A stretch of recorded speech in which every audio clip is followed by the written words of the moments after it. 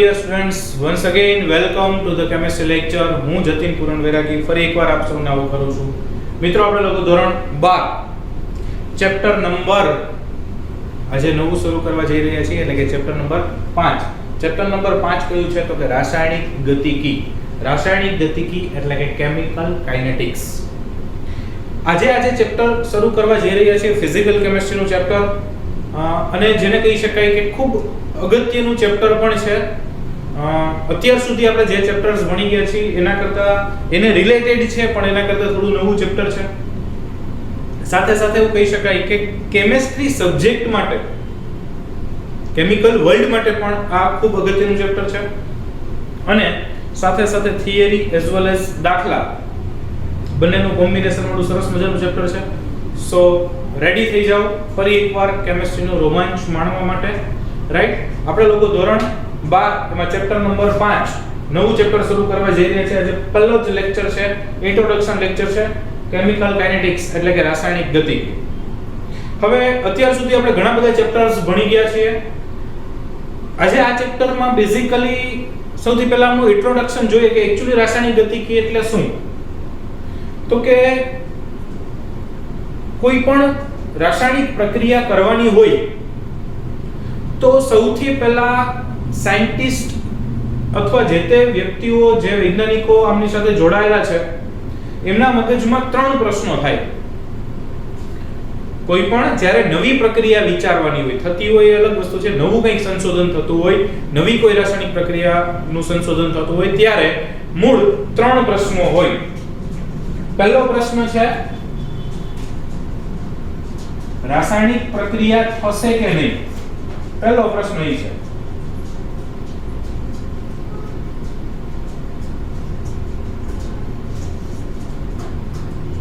Okay, બીજો પ્રશ્ન, પહેલો પ્રશ્ન છે રાસાયણિક પ્રક્રિયા. પહેલો તો પ્રશ્ન મતલબ કંઈક નવી પ્રક્રિયા નથી થતી એવી કંઈક સંશોધન કહું છું. સંશોધન એટલે કંઈક નવું ગોતવાનું છે. એટલે થિયોરિટિકલી સપોઝ આપણને ખબર પડી કે આવી પ્રક્રિયા કરી શકાય છે, સંશોધન કરતા મને ખબર પડી. ઓકે, એટલે ઈ રાસાયણિક પ્રક્રિયા જે તે વિચારવાની એના માટે પહેલો પ્રશ્ન હોય કે પ્રક્રિયા થશે, is it possible or not. પહેલું. બીજું, જો થશે તો કેટલા અંશે થશે.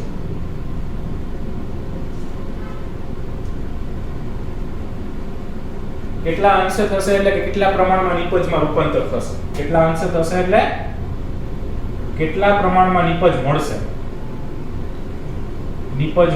અથવા નિપજમાં રૂપાંતર થશે. પ્રક્રિયકનું નિપજમાં રૂપાંતર થાય તો જ પ્રક્રિયા થઈ કહેવાય ને. તો કેટલા પ્રમાણમાં નિપજમાં રૂપાંતર થશે અથવા તો કેટલા પ્રમાણમાં નિપજ મળશે. આ બીજો ક્વેશ્ચન. અને ત્રીજો ક્વેશ્ચન, કેટલા વેગથી થશે. કેટલા વેગથી થશે, કેટલા વેગથી એટલે કેટલી ઝડપથી થશે અથવા કેટલા સમયમાં પૂર્ણ થશે. એવો પ્રશ્ન હોય. બે એક જ છે.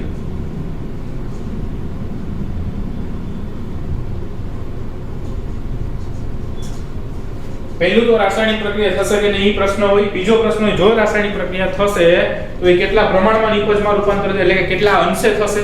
અને ત્રીજું તો એ કેટલા સમયમાં પૂર્ણ થશે, મતલબ એની ઝડપ કેટલી છે, એનો વેગ કેટલો છે. આવા 3 પ્રશ્નો મૂળભૂત રીતે મળે વૈજ્ઞાનિકોને. એના પ્રશ્નોના જવાબ આપવા માટે એ અલગ અલગ સંશોધન કરતા જાય અને ધીમે ધીમે જો હકારાત્મક પરિણામો મળે તો કંઈક નવી પ્રક્રિયાનું સંશોધન થાય. પણ પહેલો પ્રશ્નનો જવાબ ક્યાંથી મળે એ પાછો આપણને એક નવો પ્રશ્ન થયો કે ચલો વૈજ્ઞાનિકોને આવા 3 પ્રશ્નો થયા, સંશોધન કરતા લોકોને આવા 3 પ્રશ્નો થયા, એનો જવાબ ક્યાંથી મળશે કે ભાઈ રાસાયણિક પ્રક્રિયા થશે કે નહીં, ક્યાંથી એનો જવાબ કેમ મળે. તો કે એનો જવાબ મળે ઉષ્માગતિશાસ્ત્ર ઉપર. એનો જવાબ કોણ મળે આપે એને તો કે ઉષ્માગતિશાસ્ત્ર, થર્મોડાયનેમિક્સ આપણે જે ભણી ગયા ને મિત્રો, તો ઉષ્માગતિશાસ્ત્ર પાસે એમનો જવાબ છે. કોઈ પણ પ્રક્રિયા થશે કે નહીં, શક્ય છે કે નહીં, એ જવાબ ઉષ્માગતિશાસ્ત્ર આપે, થર્મોડાયનેમિક્સ આપે. અને બહુ બેઝિકલી આપણે ભણી ગયા છે કે મુક્ત ઉર્જા વાળો જે ટોપિક ભણ્યા છે, મુક્ત ઉર્જામાં ગિબ્સ મુક્ત ઉર્જા ફેરફાર, ડેલ્ટા G નું મૂલ્ય જો લેસ ધેન 0 મળે, ડેલ્ટા G નું મૂલ્ય જો ઋણ મળે, લેસ ધેન 0 મળે તો એ પ્રક્રિયા આપમેળે થશે. આવું તમે ભણી ગયા છો. પ્રક્રિયા સ્વયંસ્ફુરિત થશે. તો એ પ્રક્રિયા આપમેળે થશે અથવા સ્વયંસ્ફુરિત થશે એનો મતલબ પ્રક્રિયા થશે કે નહીં ખબર પડી. તો પહેલા પ્રશ્નનો જવાબ કોણ આપે તો કે ઉષ્માગતિશાસ્ત્ર આપે. રાઈટ. બીજો પ્રશ્ન થાય કે કેટલા અંશે પ્રક્રિયા પૂર્ણ થશે, કેટલા પ્રમાણમાં નિપજમાં રૂપાંતરિત થશે, અને આનો જવાબ ક્યાંથી મળે? તો કે આનો જવાબ મળે સંતુલન ચેપ્ટર ઉપરથી. એ પણ આપણે ઓલરેડી ભણી ગયા છીએ મિત્રો. પ્રક્રિયાનું નિપજમાં રૂપાંતર, પ્રક્રિયકનું નિપજમાં રૂપાંતર થાય, નિપજના છેદમાં પ્રક્રિયક, એવું બધું કેટલું બધું ભણી ગયા. એના ઉપરથી અચળાંક, સંતુલન અચળાંક કે મળે, કેટલી બધી વસ્તુઓ હોવું તો આપણે ગોતી ગયા. તો કેટલા અંશે થશે, મતલબ નિપજની સાંદ્રતા, પ્રક્રિયકની સાંદ્રતા, એના ઉપરથી ખબર પડે. અને એ આપણને અભ્યાસ ક્યાં કર્યો આપણે? તો કે સંતુલન ઉપરથી ખબર પડી. અને ત્રીજો પ્રશ્ન કે કેટલા વેગથી થશે. અત્યારે ઝડપનો જમાનો છે, અત્યારે સ્પીડનો જમાનો છે, અત્યારે ધીમે કોઈ વસ્તુ ચાલતી નથી, એકદમ ઝડપથી. તમે 1 કલાકનો લેક્ચર કરો ત્યાં તો કેટલા બધા નવા સંશોધનો થઈ ગયા છે. તમે 1 કલાકની ગેમ રમવામાં બગાડો, કેટલી બધી દુનિયા આગળ વધી ગઈ છે. તમે 1 મહિનો ક્યાંક બગાડી નાખો, કેટલું બધું આખું જેને કહી શકાય આખા વિશ્વમાં કેટલી બધી નવા સંશોધનો થઈ ગયા છે. એકદમ ઝડપનો જમાનો છે, એકદમ સ્પીડી, જેને કહી શકાય કે બધું ટેકનોલોજીકલ ડેવલપમેન્ટ બધું ફાસ્ટ થાય છે. તો રાસાયણિક પ્રક્રિયા કેટલા વેગથી છે, વેગ જણાવો તો અત્યારે ખૂબ અગત્યની વાત છે. અને વેગ ક્યાંથી મળે? તો કે વેગનો જવાબ આપણને ના તો ઉષ્માગતિશાસ્ત્ર આપી શકશે, ના તો સંતુલન આપી શકશે. એનો જવાબ માત્ર આપણને રાસાયણિક ગતિકી પરથી મળે. તેના ઉપરથી જવાબ મળશે મિત્રો, રાસાયણિક ગતિકી. રાસાયણિક ગતિકીમાં એનું નામ છે કેમિકલ કાઇનેટિક્સ ઇંગ્લિશમાં, અને કાઇનેટિક્સ એક્ચ્યુઅલી છે ને એ કાઇનેસિસ વર્ડ ઉપરથી મળ્યો છે. ગ્રીક શબ્દ છે, ગ્રીક શબ્દ છે કાઇનેસિસ, અને એનો મતલબ થાય છે હલનચલન. કાઇનેસિસ નો મતલબ થાય છે હલનચલન, અથવા એને ઇંગ્લિશમાં કહેવાય મૂવમેન્ટ. અને મૂવમેન્ટ ઉપરથી કાઇનેસિસ, કાઇનેસિસ ઉપરથી કાઇનેટિક, કાઇનેટિક એટલે ગતિ ગયો. ઓકે. અને એ રાસાયણિક પ્રક્રિયાની ગતિ સાથે સંકળાયેલું વિજ્ઞાન, એટલે આપણે એને કહીએ છીએ રાસાયણિક ગતિકી. તો કોઈ પણ રાસાયણિક પ્રક્રિયા નવી જ્યારે સંશોધન પામતી હોય ત્યારે મૂળ 3 પ્રશ્નો છે. પહેલી, રાસાયણિક પ્રક્રિયા થશે કે નહીં, બીજું થશે તો કેટલા પ્રમાણમાં થશે, અને ત્રીજું કેટલા સમયમાં પૂર્ણ થશે. પહેલું થશે કે નહીં એનો જવાબ મળે ઉષ્માગતિશાસ્ત્ર ઉપરથી, કેટલા પ્રમાણમાં થશે એનું સોલ્યુશન મળે સંતુલન ઉપરથી, અને કેટલા વેગથી થશે એનું સોલ્યુશન આપણને માત્ર રાસાયણિક ગતિકીમાંથી જ મળે, ના તો ઉષ્માગતિશાસ્ત્ર, ના તો સંતુલન. એ બેમાંથી આપણને મળી શકે નહીં. ઓકે. હવે પ્રશ્ન થાય કે સર આ રાસાયણિક પ્રક્રિયાઓનો વેગ ગણવો અને એવું બધું શું કામ જરૂરી છે? તો કે ભાઈ રાસાયણિક પ્રક્રિયા છે એ કોઈ પણ રાસાયણિક પ્રક્રિયા આપણે કરવી હોય, હજી તો સંશોધનની વાત ચાલે છે, માની લો કે પોસિબલ બની તો એને હકીકતે પ્રેક્ટિકલી કોઈ વસ્તુની બનાવટમાં કે આપણા જાહેર જીવનમાં ઉપયોગ કરવો હોય તો એને ઘણા બધા પરિબળો જોઈએ કે ભાઈ એ કેટલા પ્રમાણમાં રૂપાંતરિત થઈ છે. કારણ કે નિપજ 10% મળતી હોય તો એ રાસાયણિક પ્રક્રિયા કરાય નહીં, કારણ કે મોંઘી પડે, વેસ્ટ વધુ જાય. 90% પ્રક્રિયા પડ્યો એટલે 10% નિપજ મળે, ન કરે. ખૂબ જાજો સમય લાગતો હોય, એકદમ ધીમી પ્રક્રિયાઓ થતી હોય, કોઈ ઉદ્દીપકની અસર ન થતી હોય તો એ ન કરે. બરાબર છે. પછી બહુ વધારે ઉષ્મા આપવી પડતી હોય ને એવું બધું હોય તો એ ના કરે. તો ટૂંકમાં એવી પ્રક્રિયા કરવી જોઈએ જે વધુ પ્રમાણમાં નિપજ આપે, ઝડપથી થાય, વધુ પ્રમાણમાં નિપજમાં રૂપાંતરિત થાય, તાપમાનની ઓછી જરૂર પડે. આવા બધા જ પરિબળોનું ફૂલફિલમેન્ટ થતું હોય તો એ સસ્તી પડે પ્રમાણમાં, અને સસ્તી પડે તો ઉદ્યોગોમાં એને એપ્લાય કરવી પ્રેક્ટિકલી શક્ય બને, અને તો એને વધારે વિસ્તારપૂર્વક એનો ઉપયોગ વધારી શકાય. બીજું કે અહીંયા આગળ એનો ઉપયોગ કરવામાં મેં કીધું એમ ઘણા બધા પરિબળો કામ કરતા. એક જ પરિબળથી રાસાયણિક પ્રક્રિયા નક્કી ના થઈ. દાખલા તરીકે અમુક પ્રક્રિયા એવી ધીમી છે, ઓકે ફાઇન ધીમી છે, પણ થોડુંક તાપમાન વધારશો તો એને ઝડપી બનાવી શકાશે. દબાણ છે એના કરતાં થોડુંક વધારી દીધું તો એને ઝડપી બનાવી શકાશે. અમુક ચોક્કસ ઉદ્દીપકનો ઉપયોગ કરો તો એને ઝડપી બનાવી શકાશે. એનું ફિઝિકલ સ્ટેટ બદલાવી નાખો, અથવા એની અવસ્થા જે છે એનું સ્વરૂપ છે એને થોડુંક માની લો કે ચોસલા સ્વરૂપે લોખંડનો ઉપયોગ કરતા હોય એની બદલે ભૂકો કરી નાખો તો ઝડપ વધી જશે. ટૂંકમાં કહેવાનો મતલબ એમ કે રાસાયણિક ગતિકી ઉપરથી તમને પ્રક્રિયાનો વેગ તો ખબર પડશે જ, પ્રક્રિયાનો વેગ તો ખબર પડશે જ કે એનો ધીમો વેગ છે, ઝડપી વેગ છે, કેવો છે. વેગને અસર કરતા પરિબળો પણ ખબર પડશે કે ભાઈ આ પરિબળો, તાપમાન છે એ વેગને અસર કરશે, દબાણ છે એ વેગને અસર કરશે, સંપર્ક સપાટીનું ક્ષેત્રફળ છે એ વેગને અસર કરશે, દબાણ છે એ વેગને અસર કરશે. તો આવી બધી એની ભૌતિક અવસ્થા છે એ વેગને અસર કરશે. તો આવી કેટલા બધા પરિબળો છે. તો રાસાયણિક ગતિકીનો સરસ રીતે અભ્યાસ કરીએ એટલે રાસાયણિક પ્રક્રિયાના વેગની તો માહિતી મળે, સાથે સાથે વેગને અસર કરતા પરિબળોની પણ માહિતી મળે. દાખલા તરીકે આપણને એમ કે કોઈ એમ કે આ પ્રક્રિયા ધીમી થાય છે, બરાબર? તે ધીમી થાય છે કે ઝડપી થાય છે એના માટે વેગ અગત્ય. દાખલા તરીકે આપણને એમ કે ભાઈ હીરો છે એનું ગ્રેફાઇટમાં રૂપાંતર શક્ય નથી, હીરો કાયમી છે, આવું આપણે માનતા હોય. એકચ્યુઅલી હીરાનું ગ્રેફાઇટમાં રૂપાંતર થાય, પણ એ થવાનો વેગ અત્યંત ધીમો છે. અત્યંત ધીમો છે એટલે આપણે એવું સ્વીકાર લઈએ છીએ હીરાનું રૂપાંતર ગ્રેફાઇટમાં નથી થતું. તો એનો મતલબ કે વેગઈ પ્રક્રિયાના અગત્ય છે. પછી અમુક પ્રક્રિયાઓ ધીમી હોય, અમુક ખૂબ ઝડપી હોય, અમુક ઝડપી હોય, અમુક સાવ ધીમી પ્રક્રિયા હોય.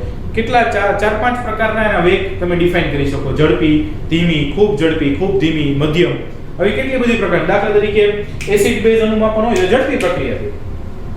એસિડ ને બેઝ ભેગા કરો એટલે 6 સેકન્ડમાં કામ ચાલુ રહે. ઈનો ની જાહેરાત નથી આવતી. એમાં ઈનો કાંઈ નથી કરતું. એસિડ બેઝ હાઇડ્રેશન જ છે. એસિડ બેઝ તટસ્થીકરણ પ્રક્રિયાઓ છે. બરાબર છે. તો એકદમ ઝડપી પ્રક્રિયાનું ઉદાહરણ છે. લોખંડનું કટાવું છે તે ધીમી પ્રક્રિયા છે. તો એ ધીમી પ્રક્રિયાનું ઉદાહરણ. એ એક રાસાયણિક પ્રક્રિયા જ છે. પછી માની લો કે અમુક પ્રક્રિયાઓ છે, વાતાવરણમાં નાઇટ્રોજન રહેલો છે, એની અમુક પ્રકારની પ્રક્રિયાઓ છે, વીજળી થાય ત્યારે જ થાય. તો વીજળી થાય એટલે એમાં ઇન્સ્ટન્ટ થાય, પણ એના સિવાય ન થઈ શકે. તો એ વેગને અસર કરતું પરિબળ. તો આવી રીતે આપણે વેગ અને સાથે સાથે વેગને અસર કરતા પરિબળોનો અભ્યાસ કરવાનો છે.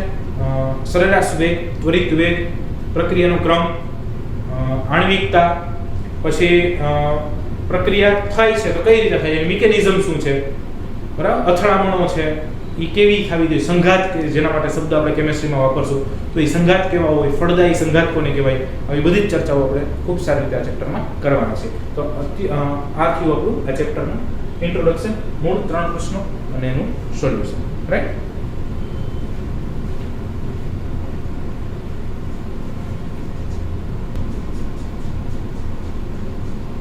ઓકે મિત્રો, નેક્સ્ટ આપણો ટોપિક છે રાસાયણિક પ્રક્રિયાનો વેગ. રાસાયણિક પ્રક્રિયાનો વેગ એટલે rate of a chemical reaction. હવે રાસાયણિક પ્રક્રિયાનો વેગ માપવો છે એની પહેલા આપણે એને જે વેગ છે એ વેગ શબ્દને આપણે થોડું આપણી સરળ ભાષામાં સમજીએ. દાખલા તરીકે અહીંયાથી આપણે કોઈ અલગ સિટીમાં જવું છે, દાખલા તરીકે અમદાવાદ જવું છે, અને ધારો કે રાજકોટથી અમદાવાદનું અંતર 200 કિલોમીટર છે ધારો. તો તમે અહીંયાથી કોઈ પણ માધ્યમ દ્વારા, બાઇક દ્વારા, કાર દ્વારા, બસ દ્વારા, ટ્રેન દ્વારા, કોઈ પણ રીતે અમદાવાદ જાઓ છો અને તમને કોઈ પૂછે કે ભાઈ તમારો અહીંયાથી અમદાવાદ જવાનો વેગ કેટલો છે,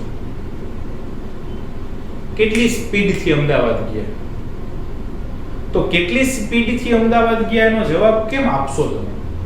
તો કે તમે શું કરો, તો કે અહીંયાથી અમદાવાદ પહોંચ્યા છો તો એનું અંતર કેટલું, તો કે 200 કિલોમીટર, અને એક આપવા માટે લીધેલો સમય તમે બે વિચારો કે ભાઈ હું દાખલા તરીકે અહીંયાથી અમદાવાદ 4 કલાકમાં પહોંચ્યો. તો દાખલા તરીકે હું અહીંયાથી અમદાવાદ 4 કલાકમાં પહોંચ્યો છું, તમે એવું કહો છો, તો એનો મતલબ કે તમે 200 કિલોમીટરનું અંતર 4 કલાકમાં કાપ્યું. તો 1 કલાકમાં કેટલું અંતર કાપ્યું હોય, તો કે ભાઈ 50 કિલોમીટરનું અંતર કાપ્યું હોય. તો તમે શું કહો કે ભાઈ મારો અહીંયાથી અમદાવાદ જવાનો વેગ કેટલો, તો કે 50 કિલોમીટર પ્રતિ કલાક. 50 કિલોમીટર પ્રતિ કલાકની ઝડપથી તમે અમદાવાદ જાઓ છો, ફાઇન. તો એનો મતલબ હું તમને એમ કહું કે તમે રાજકોટથી નીકળ્યા ઘરેથી, ત્યારથી અમદાવાદ પહોંચ્યા, ત્યાં સુધી તમારો વેગ સતત 50 કિલોમીટર જ હોય.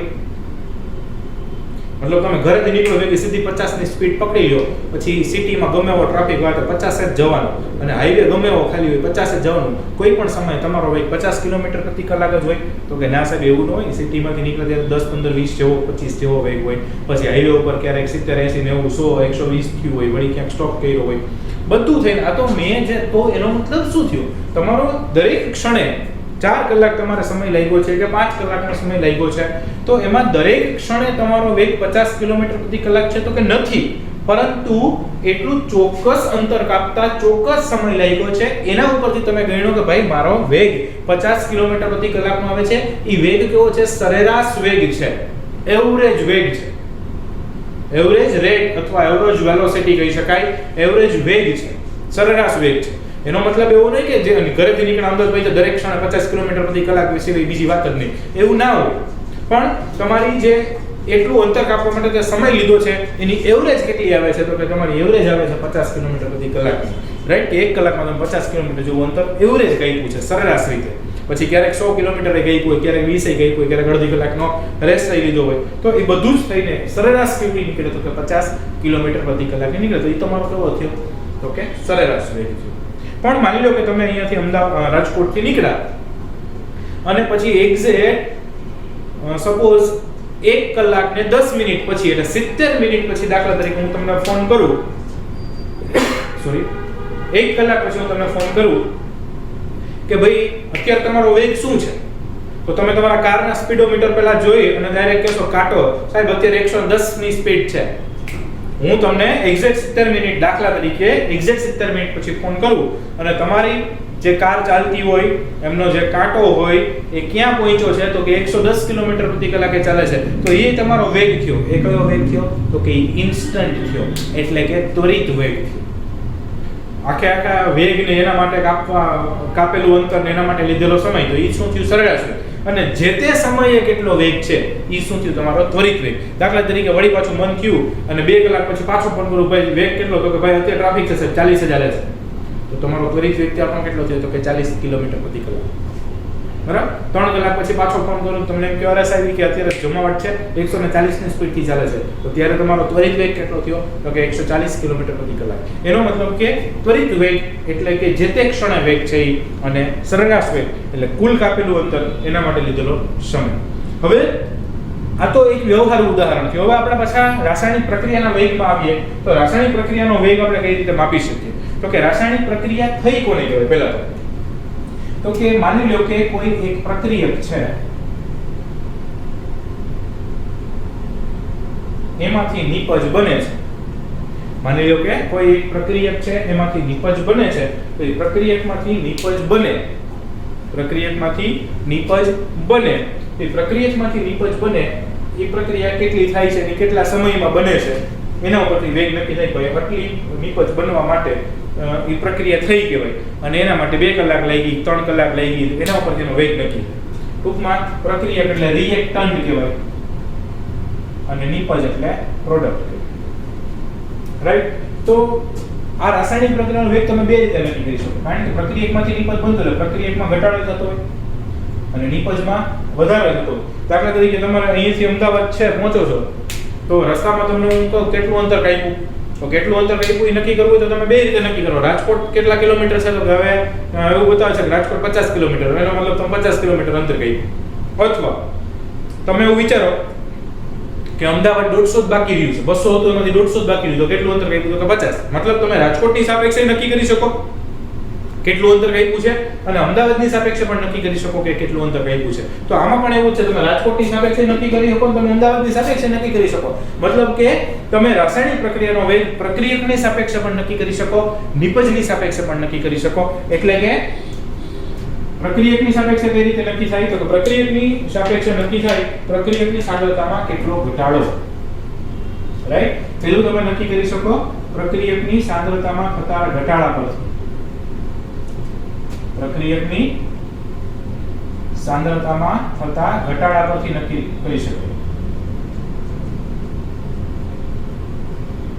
અને બીજું તમે નક્કી કરી શકો નિપજની સાંદ્રતામાં થતા વધારા પરથી.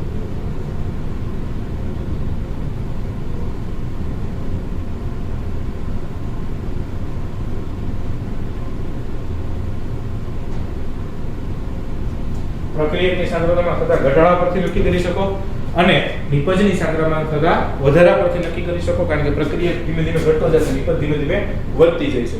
રાઈટ. હું એક આલેખ દોરવાનો અહીંયા પ્રયત્ન કરું છું. માની લો કે આવો કોઈ એક આલેખ છે તમારી પાસે, બરાબર છે. હવે આ જે આલેખ છે એમાં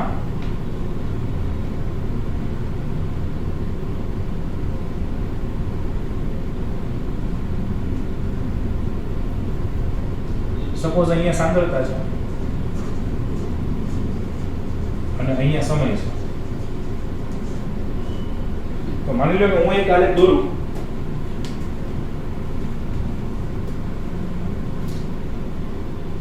એ આવો આવે છે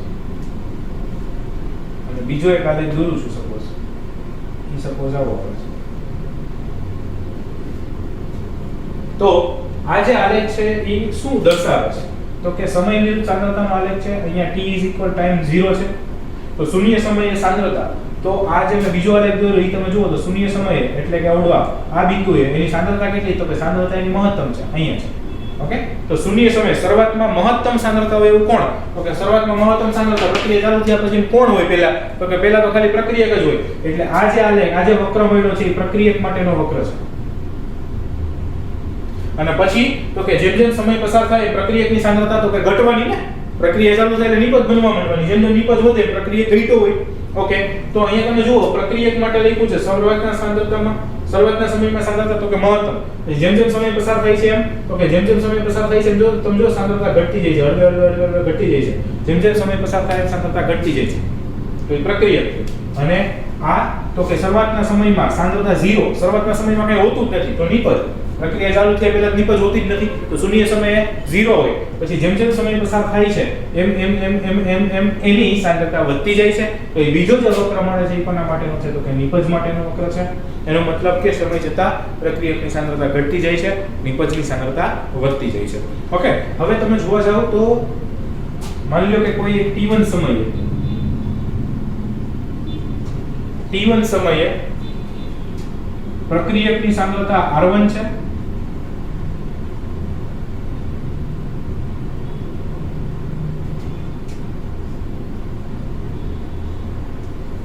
અને નિપજની સાંદ્રતા T1 છે. નિપજની સાંદ્રતા શું છે? T1, product 1. T2 સમય, T1 માંથી T2 સમય જાવ છો તો T2 સમય એટલે ટાઈમ શું થયો તો કે T1 માંથી T2 થઈ ગયો. T2 સમયે પ્રક્રિયકની સાંદ્રતા બદલાઈને શું થઈ તો કે પ્રક્રિયકની સાંદ્રતા બદલાઈને R2 થાય છે અને નિપજની સાંદ્રતા શું થાય છે તો કે P2 થઈ જાય.